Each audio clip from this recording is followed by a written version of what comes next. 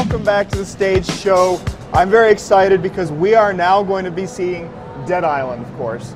Now we've seen that very exciting trailer that you showed not so long ago, and it got everybody hyped about a game that maybe they hadn't been taking a look at. What was the reaction like, and were you excited about what people were talking about once the trailer was released? So definitely we were excited about what's happening with the trailer. So we put it out there and we got this amazing feedback. People were talking about it, were discussing it on the internet, got this massive hype behind it, and we were like super excited about the stuff happening. But I mean, of course, then building up from a trailer into the real game, this is always like a huge step. We're really, really proud about how the people like the game right now. They have been playing it all over here at the E3, and they all love it. They all have had great reviews in their previews about it, and so we're really, really massively hyped about what is happening here right now. Now, obviously, I was excited about the trailer because I forgot to introduce you, Vincent. You're a brand manager with Deep Silver. Yes. And we're going to be seeing. Are we seeing something new today that we haven't seen yet for Dead Island? We are seeing today the character Logan, and we're going to play a couple of minutes with him. Going to go into the city, going to take a mission there. So this whole thing on the island begins on the beach and on the hotel, and now we're moving forward in the story. We're in like 6 to 8 hours into the story itself, and now we are in the city, the capital of Banoi, the island the game is playing on, called Moresby, and we are trying to help a couple of people, getting some quests done and stuff like that, and then we're going to move forward in the storyline. Great. Well, why don't we jump in, take a look and see what's happening on screen, and tell us a little bit about the setup. Where are we? Why are we here? And what makes this zombie game so different from other ones? So the setup itself is that our character, we have 1 of 4 different characters to choose from. We get onto the island, we don't know what is happening, we just are there for holidays or other reasons, and suddenly in the night zombies attack the hotel we're staying in. And so we get out of the hotel somehow, survive this whole thing, and then are just like caught on the island, trying to survive, trying to get out of there somehow, but we find out that we are somehow immune to being turned into a zombie. So we also try to help the other persons on the island, the other survivors, and try to make their life a little bit easier. And in the end, it's a story-based game. We're going to try to get off the island, we're going to try to help the other survivors, but at the same time we're exploring the island, finding out more about this zombie outbreak, and trying to help the other people. So in this case right now, we started the game in the church of Moresby. The church has been attacked by zombies, and we just cleaned that place from zombies, and by that made it a new safe hub. And so the people in the church now are giving us new quests, they sell stuff to us, we can get more into their storylines.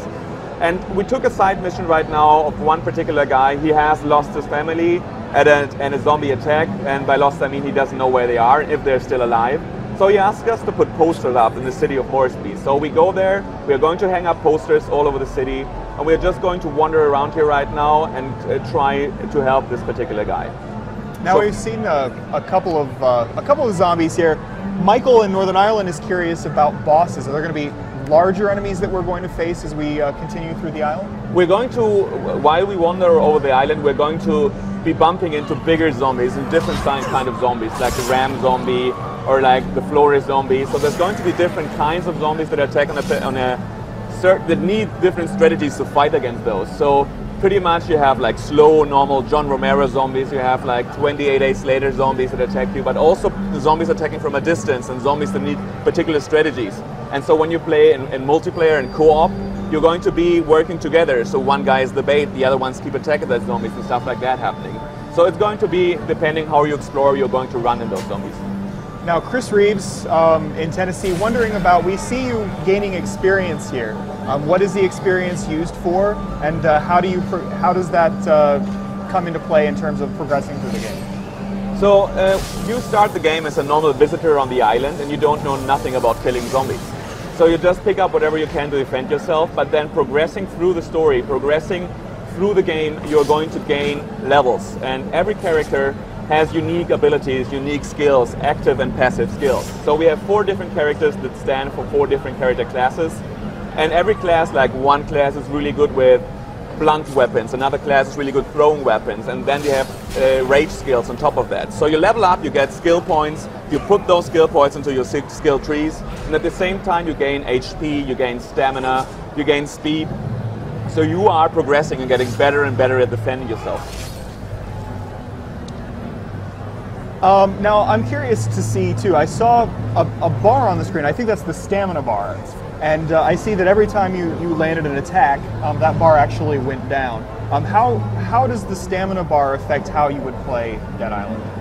It is really important because we don't want you to just run into a fight slicing all the time, but you have to be careful what you do. So if you get into a fight with 5 zombies and just slice and slice and your stamina bar is completely empty, you will be left defenseless. You cannot defend yourself anymore, you cannot run away because you don't have the stamina. So you're pretty much screwed when it comes to that point. So go in there and make every hit count because your stamina bar is really empty at once in the beginning of the game. You just have like 5 to 6 hits and then you're done with it. So make every hit count, be careful that you're not surrounded by zombies, be careful which weapon you use because also which weapon you use is important for how much stamina is drawn out of your bar, and be careful that your character is at the level you need to fight a particular group of zombies, because if you're like level 5 and the zombies you're attacking like level 20, your stamina bar is not going to be enough, your damage is not going to be enough.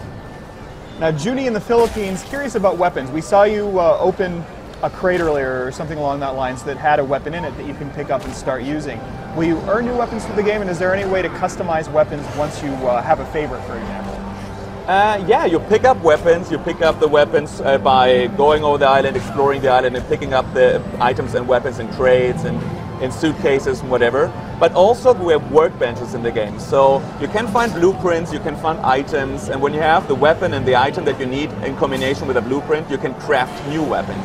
But also we have a weapon decay system in the game. So if you use a weapon, a lot of times you will have it being destroyed after a couple of minutes. So you have like 15 to 20 slices with a weapon, and then this white bar you can see up there in the right upper corner of the screen is emptying it itself. And when it's completely empty, the weapon is destroyed. So you need to get to a workbench and repair the weapon. But also we have an upgrading function in the game. So when the weapon is repaired, you can upgrade it to do more damage, to do more force, to get to a higher durability basically. Now, Chris in Australia, curious about the structure of the game. We've seen, open world type games. He's wondering, is this an open world? Is this more mission based where you unlock new areas as you progress? How would you describe the structure? So the structure is, we have an open world game, but the open world is going to be divided into areas. So in the beginning of the game, you're not going to have access to the full island, but just of a part of the island.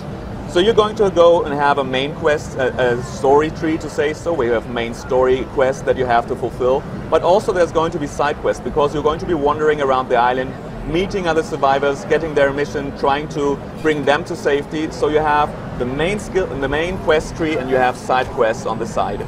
And so progressing through the game, you're going to unlock more and more areas, and then via fast travel or taking a car, you can use cars in the game, or just by walking you can go back to the places you've already been at and then try to explore them some more to get collectibles and other things.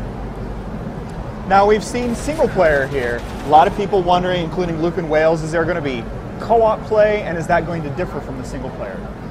So we're seeing single player here. The whole game is story based. So pretty much it's seamless drop in, drop out multiplayer co-op for up to 4 players. So to say so, you play the game in single player for a couple of hours and you see a friend goes online, you invite him into your game, he is going to join and drop into your game, play through the story together with you, and then drop out again, you continue in single player. So this is for up to 4 players and you can experience the whole game together. Now, I see this really large dude here. What is this? And how would you go about taking down a guy this big? So that is the ram zombie. He's really a crazy zombie. He will not take any damage from up front, so you need to dodge his attacks and go behind him and attack him from the back, because this is the only way you're going to do some really damage to him. But the thing also is, he's normally surrounded by other zombies. And if that zombie is going to be a pain in the ass, because they can actually grab you, and if they grab you and then the ram hits you, exactly this is what happens. He knocks you down to the ground, and then you're going to be out there for like 5 seconds, have to stand up again, lose a lot of energy. So this is really a tough opponent. So when you play in multiplayer, that's called the best part. One of the guys is going to be like the bait, and the other guys are going to be attacking him from the back. And it seems like you can actually use him to your advantage, because he's plowing over other zombies as he charges. Exactly. He has no friends, no enemies. He just doesn't care. He wants to ram down everything that is in his way. A couple of people wondering, Amr Mohsen in Cairo is one of them. Can you use the environment against zombies? Is there any way where I can pick things up and throw them, or can I shoot something and have it topple down? Yeah, we have stuff like propane tanks out there you can carry with you, can throw it into a group of zombies and make it explode. We have a certain type of zombie that is the suicidal zombie that zombie is actually, when you throw a weapon into him, he's going to explode and take the whole group of zombies around him down with him. So there is a way to interact with the surroundings. And also, of course, as said, you can drive around with cars. You can anyway be able to actually build new weapons that also will explode and do new kinds of damage later on. Now we've moved on to a different character here. No, it's still the same character, but it's a new surrounding. That's the thing. We have this indoor levels, we have the outdoor levels. So pretty much here, we just went down into the sewers. So you have the whole city to explore as an open world environment, but you don't need to be on ground level. You can go down into the sewers, you can climb up onto the roofs and explore the city from different angles there. Now I'm just curious for myself. Let's say I finished the campaign, but I had so much fun that I just want to go in and kill a bunch of stuff. When I finish, am I going to be able to go back in and just play around on the island to my heart's content?